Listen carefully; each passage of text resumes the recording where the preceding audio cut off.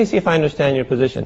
Basically, would you say that it's wrong for the citizens to initiate physical force against other citizens like an armed robber does? Unless we permit that by law. But it's okay for the government to do so. Because the government has been authorized by the people. Okay, but if the government authorized armed robbers to do it, it would be okay? If the government is that foolish to do so, I don't know what kind of country that would be, but that's legal, and if it's constitutional, so be it. But would you think that that's moral for individuals to be empowered to rob their fellow citizens? I don't think so. So that would be wrong. So basically, I would think so. It's wrong. Okay, so you think that it's wrong for a citizen, an individual citizen, to initiate force against others to deprive them of their property, but it's okay for the government to do it if the majority has elected that government. It is okay if the government is authorized to do so. The government is authorized to levy taxes, and the authorization comes from the people through their representatives. Now, if the people, through their representatives, say no taxes, everything be charity, so be it. Okay. So you would say that all legitimate governmental power is derived from the people? That's the way it is in our Constitution.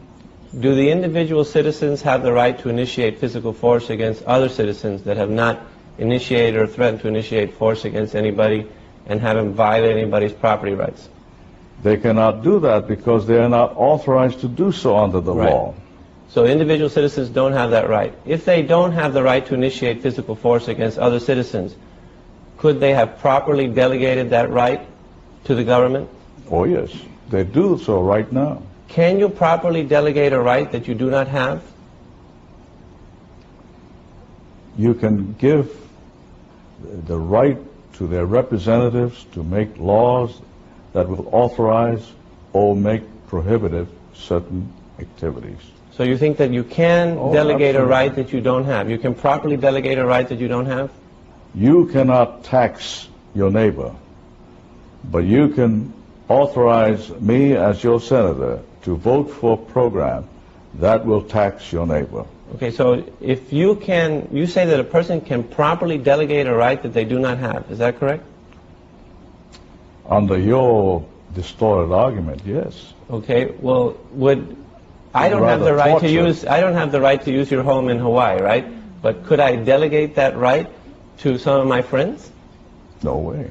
Right, so you really can't delegate a right that you don't have. You have to have the right in order to delegate it, right? We're talking about the government here. Right, but you agreed that the individuals do not have the right... You can authorize the government. Right, but did you agree... to take over my residence. Okay, but did you agree that the individuals did not have the right to initiate force against the other individuals? They don't have that right. No. So... Although some people think they do. Then they could not have delegated that right if they didn't have it.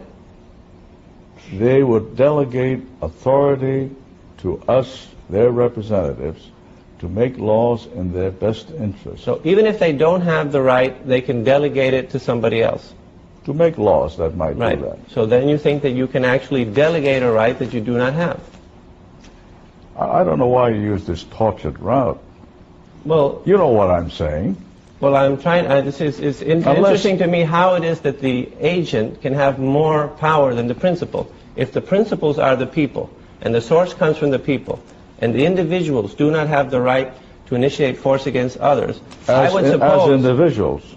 Well, if they get together, then all of a sudden they have the right? If they authorize the government to do so, yes. Well, if they authorize the government to enter into a war and kill people, that's a right. Well, where does this right come from if it doesn't come from the people? The people through the Constitution. Well, the Constitution was made by the people, right? That's right. So then, the people are the source of all legitimate power. So if the people did not have the right to initiate physical force against anybody, then I don't know where we're getting. Well, it seems like there's a contradiction there as far as if you say that all legitimate governmental power is derived from the people. You agree that the individual citizens do not have the right to initiate force against other citizens, then it would seem clear that they cannot delegate that right to the government. Why don't we just leave it this way? What truly matters Was wirklich wichtig ist, es geht gar nicht so darum, welche Partei an der Regierung ist, sondern welche Regierung von dem Volk kontrolliert wird. Darum geht es. Der 20. Januar 2017, an dieses Datum wird man sich erinnern.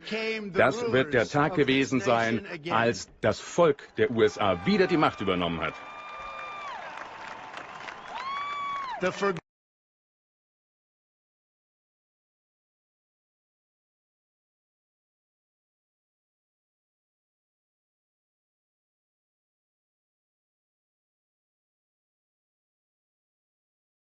These fraternities are bloodlines, so they go long, back in history. The fact that they walk on the red carpet. The only queens and kings walk on red carpets. So how come your American presidents are doing it? Because they're bloodline. 43 American presidents, all the ones who became president, are directly linked to British monarchs by blood. From Roosevelt, in fact, all of them, all of the ones who became president are linked by bloodline to royal families, and the walking on the red carpet, which is the bloodline, proves it.